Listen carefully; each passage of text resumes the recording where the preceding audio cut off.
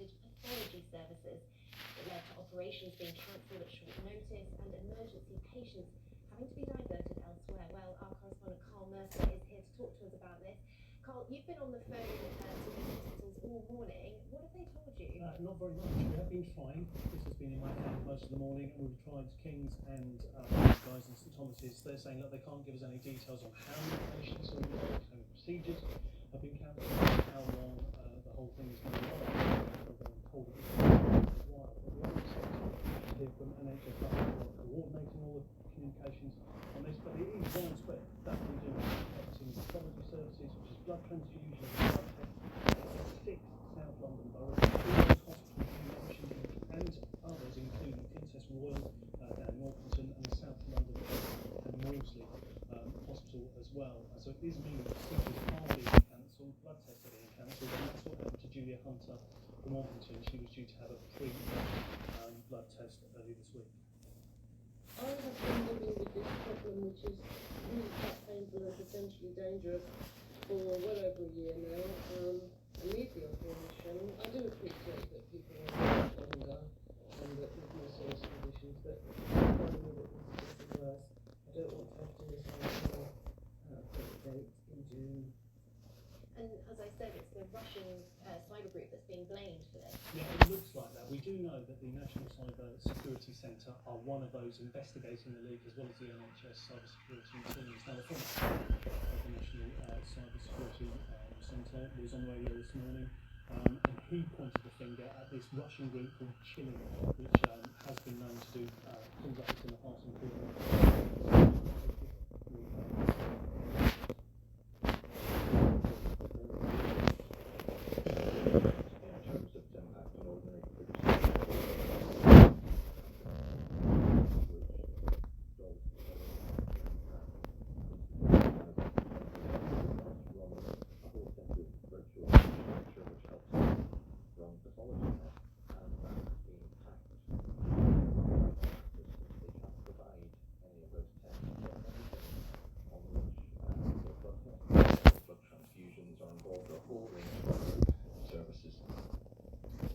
significant impact. I think you heard him saying there, and that's what the NHS in London are saying, but they are saying to people that things are still closed or emergency services are not prioritised.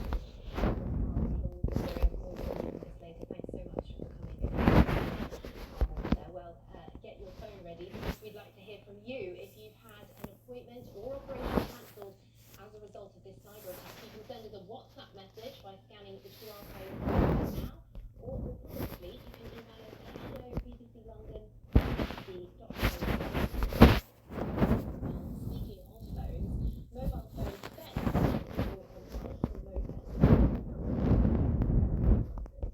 City of London staff are warning people to be extra careful when using their phones in the street. It comes after a thief on an electric motorbike to snatch 24 phones and drove at nearly 50 miles an hour to a race before eventually being caught. Alpha Patel has more.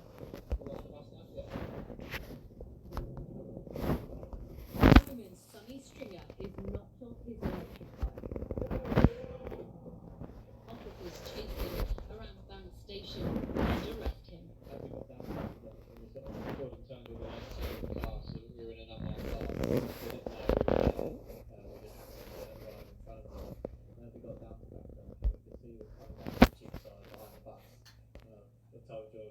He's come round behind the bus now, and he's then come round the bus on the wrong side of the road, directed towards us, at which point Jordan's done his driving bit.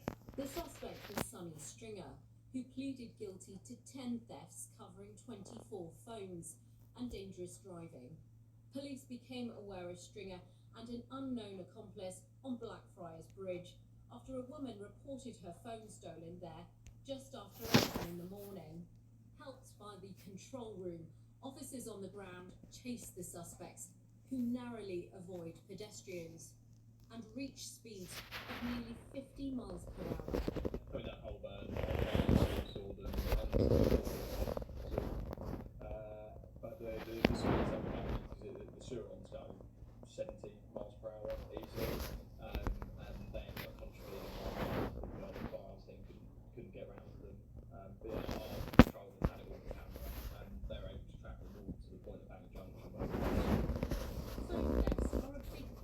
London. One phone was stolen every 6 minutes in the capital last year, according to Met Police data. People just are unsuspecting. They're walking down the road, looking on their Google Maps or on Facebook or some other form of social media, and they cycle up behind you on the pavement and take your phone before you're even aware that they're there. It's rewarding to stop someone with so many phones. Sonny Stringer will be sentenced in August. Alpa Patel, BBC London. A man in his 50s was stabbed to death following a fight in Westminster last night in which a gunshot was heard. Police were called to Bell Street near Edgware Road. Today, a murder investigation has begun. 3 men have been arrested. Now, a new comedy musical has arrived in the West End from the producers of Fleabag and Baby Reindeer. It's called Kathy and Stella Solve a Murder, and it follows 2 true crime podcasters who have to investigate when their favourite author is killed. Producer Francesca Reedy spoke to BBC London alongside the stars of the show during rehearsals at the Ambassador's Theatre. We're obsessed with murder. Solve a Murder. The plot is about 2 best mates on a true crime podcast. They finally get to meet their favourite author of all time. Because they're the last people to see her alive, they get called in by the police, they find themselves at the centre of the story, and then they go on a quest to try and solve her murder, make a success of their true crime podcast in the process. Hi, I'm Rebecca Hines. I play Stella in Kathy and Stella Solve a Murder. Welcome to the stage at the Ambassador's Theatre. Come with me. We have an amazing set here by our designer Cecilia Carey, and it's so detailed. I love it. There's so much stuff that it's basically we're set in Kathy's mum's garage. We've got a washing machine. Videos and evidence but everyone's got them in their garage. This is a very important piece of set because it also informs a lot of the choreography on these chairs. So Kathy and Stella both have a chair, and this is where they do their theatre. We have to be setting up to actually slide at the end of the stage. But all our set has to come out from hidden places. Everyone's got a really hard to garage. There's a old tool, so I imagine my dad is very, into this one. But as you can see here, we've got lots of sort of paraphernalia everywhere. Very importantly, we've got our cheese board. And a piece of murder, because I don't think there's ever been anything like it on the West End. Looks fun. Now, let's get the weather with Kate. Good afternoon. The welcome return of some sunshine today. It was a beautiful bright start first thing this morning. Blue sky, very little in the way of cloud. Now this afternoon it should stay largely dry. We've got some sunny spells, but the one thing to note is it is feeling that little bit cooler. Yesterday's cold front cleared overnight, leaving this colder, fresher air. We've still got a westerly breeze. Should be largely isolated showers on the way down. Temperatures today just 17 Celsius, so being much cooler than the last few days. Now overnight it should be largely dry to start with some clearer spells. The temperature again single figure 6 Celsius. You'll notice there'll be more cloud coming in from the northwest as we head into Thursday morning. Now that will continue to move south and eastward. But that should start to clear through the afternoon. We'll see a bit more in the way of sunshine and a bright sunny end of the day. Around 17 to 18 Celsius. Still a deep bright. Continuing in a similar vein through the rest of the day. Final showers, but largely dry sunshine. Temperatures make a little bit of a recovery as we head towards the end of the weekend and into next week. That's all from BBC London. Thanks for watching. Now, it's Sally with the rest of the BBC News at 1.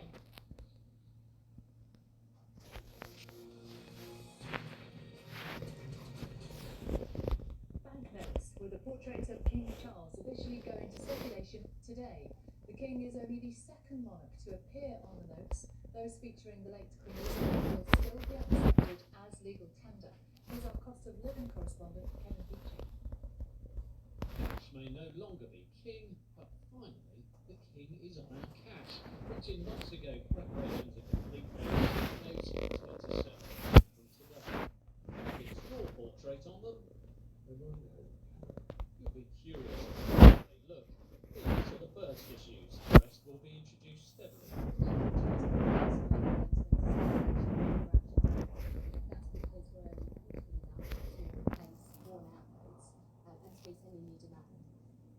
tell you though is that cash centres up and down the country are commencing, and so they should start to be seen nationwide as of today, but over the next few weeks people will start to see them coming into their words.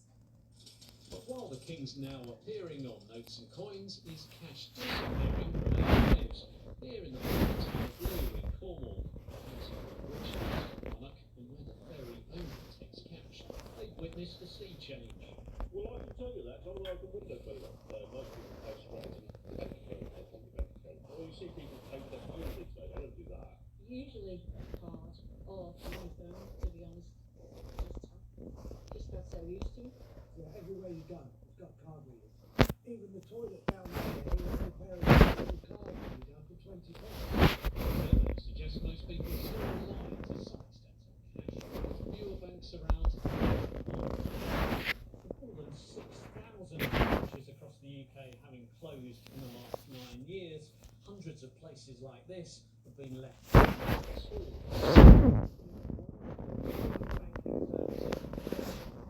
possible expensive stand right here. Behind a cafe and heritage centre, underneath an award-winning restaurant, For this magic door. next to a disused climbing wall, as a new hub. This is shared with major banks. So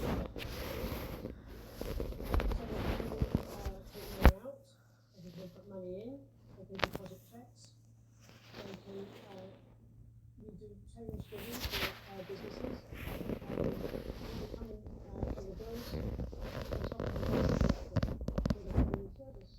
And a smile. Cafe manager, 50 around the country, is a lifeline. Obviously, for all the time, they need to use it, you know, because if they don't, you know that old saying, if you don't use it, you're going to lose it. So whether or not you think cash still counts, will be with us with a new look for a while yet. Peachy, 15 years. Now, 2 days of coordinated events in the UK and France are taking place to mark 80 years since the D-Day landings. Tributes are being paid on the beaches of Normandy, and there will be a special service of Thanksgiving later at Bayeux Cathedral. Our Royal President Daniela Ralph joins us from there now. Daniela. Yes, Sally, being here in the Bayeux War Cemetery during a week of such significance is a really moving experience. You can't help be struck by the perfection and the precision of the graves here, knowing that the loss of life was in the most brutal of circumstances 80 years ago.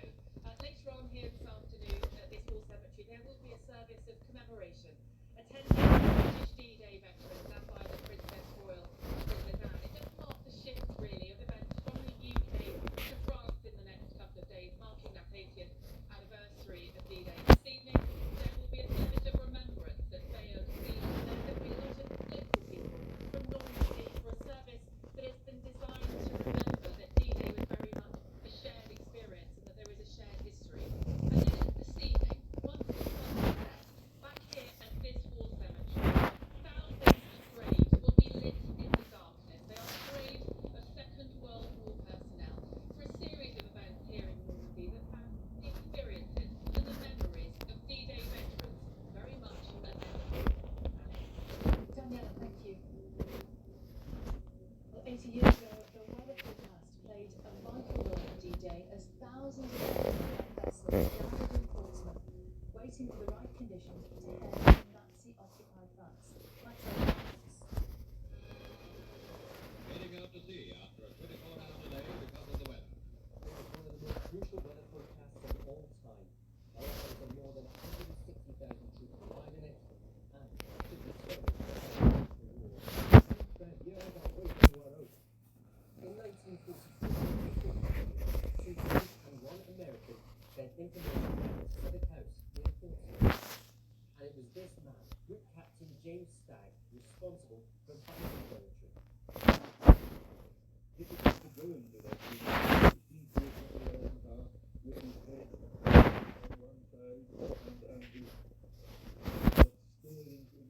waiting to hear that